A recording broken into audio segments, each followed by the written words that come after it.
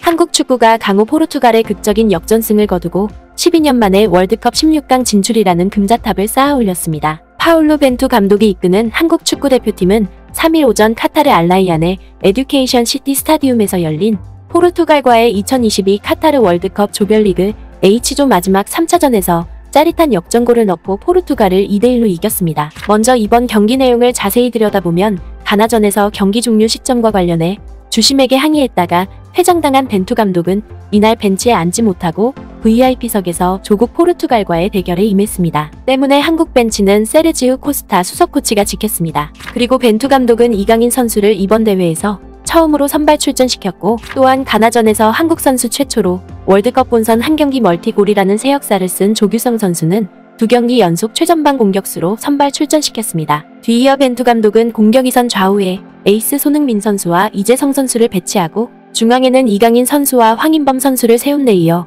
수비형 미드필더에는 정우영 선수를 내세웠습니다. 뿐만 아니라 포백 수비 라인에는 왼쪽부터 김진수 선수와 김영권 선수를 비롯해 권경원 선수와 김문환 선수가 섰고, 골키퍼 장갑은 3경기 모두 김승규 선수가 꼈습니다. 하지만 2차전에서 선발로 나섰던 김민재 선수는 우루과이전에서 오른쪽 종아리를 다친 여파로 결국 포르투갈전에서는 선발 명단에서 제외됐습니다. 무엇보다 이날 경기에서 선제골이 절실한 건 한국 대표팀이었지만 오히려 경기 시작 5분 만에 먼저 골을 내주는 상황을 연출함으로써 16강 진출이 물 건너간 것처럼 보였습니다. 바로 포르투갈 후방에서 한국의 오른쪽 수비 뒷공간으로 길게 연결된 공을 달로트 선수가 잡아챈 뒤 이를 연결받은 오르타 선수가 오른발 슛으로 한국 골문을 흔들었기 때문입니다. 하지만 한국 대표팀은 포르투갈 대표팀의 선취점과 거센 압박에도 굴하지 않고 그야말로 일진일퇴를 방불케 할 정도로 숨막히는 반격을 이어갔습니다. 그도 그럴 것이 한국 대표팀은 전반 16분에 손흥민 선수의 크로스에 이은 조규성 선수의 헤딩슛이 골키퍼 선방에 막힌 뒤 이내 흐른 공을 골문 오른쪽에 있던 김진수 선수가 왼발로 골을 넣었다가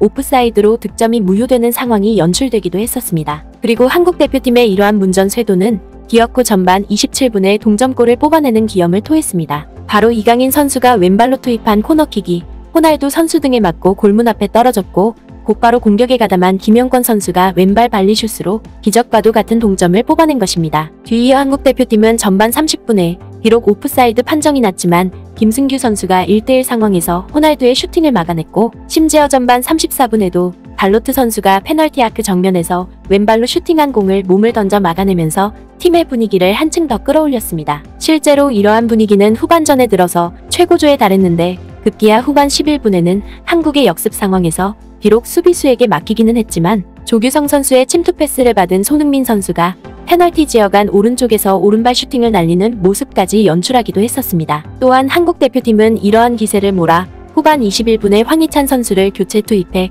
공격을 강화함으로써 이후에 벌어질 대이변의 순간을 완벽하게 구축했습니다. 실제로 황희찬 선수의 등판은 결국 후반 46분에 한국이 16강으로 가는 문을 열어주는 결정적인 계기가 됐습니다. 바로 손흥민 선수가 하프라인 부근부터 공을 잡아 혼자 상대 진영으로 몰고 간 뒤 포르투갈 수비수 3명이 둘러싸이자 재치있게 수비수 가랑이 사이로 볼을 투입했고, 이내 전력 질주로 달려온 황희찬 선수가 손흥민 선수의 볼을 이어받아 오른발 논스톱 슛으로 연결해 기어코 천금 같은 역전골을 뽑아냈기 때문입니다. 이는 2018년 러시아 대회를 통해 월드컵 무대를 처음 밟았던 황희찬 선수가 월드컵에서 첫 골을 기록한 순간이었습니다. 하지만 황희찬 선수의 황금 같은 역전골과 카타르 월드컵 첫 승 달성에도 불구하고 한국 대표팀은 경기가 끝나고서도 내내 마음을 졸일 수밖에 없었습니다. 바로 같은 시기에 열린 가나와 우루과이 경기에 따라 한국의 16강 진출이 좌우됐기 때문입니다. 그리고 가나와 우루과이의 경기 결과를 간절히 지켜보던 한국 선수단은 마침내 우루과이의 2대0 승리가 확정되자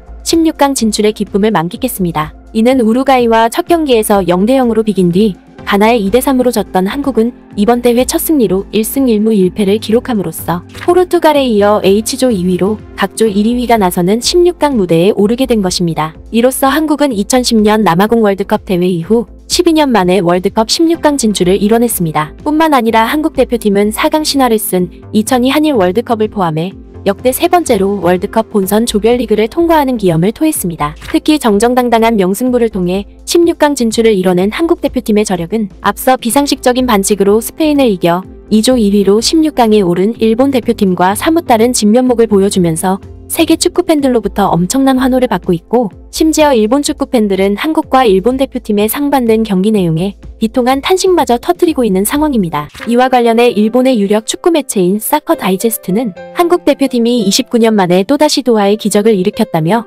매우 큰 감탄을 터뜨렸습니다. 먼저 이 매체는 한국 대표팀이 12월 2일에 치러진 포르투갈과의 H조 3차 경기에서 강호 포르투갈 팀을 2대1로 꺾고 3대회 만에 본선 토너먼트에 올랐다고 보도했습니다. 그러면서 이 매체는 한국이 달성한 이 같은 성과는 일본에게 악몽과도 같았던 도하의 기적이 또다시 벌어졌다는 점에서 만감이 교차할 수밖에 없다고 보도했습니다. 실제로 이 매체는 1993년 10월에 카타르 도하에서 치러진 미국 월드컵 아시아 최종 예선에서 한국과 일본의 희비가 교차하는 사상 초유의 상황이 벌어졌었다고 보도했습니다. 이는 당시 한국 대표팀이 아시아 몫으로 2장이 걸린 월드컵 본선 티켓을 획득하기 위해서는 최종 예선에 오른 아시아 6개 팀 중에서 반드시 2위까지 올라야 하는데 마지막 경기인 5차전을 앞두고 2승 1무 1패였던 일본에 이어 1승 2무 1패로 3위였던 한국 대표팀으로서는 북한과의 경기를 이긴다 하더라도 일본 대표팀이 이라크를 이길 경우 본선 진출이 좌절되는 절체절명의 상황에 놓여 있었다는 것입니다. 그러면서 이 매체는 당시 5차전 마지막 경기에서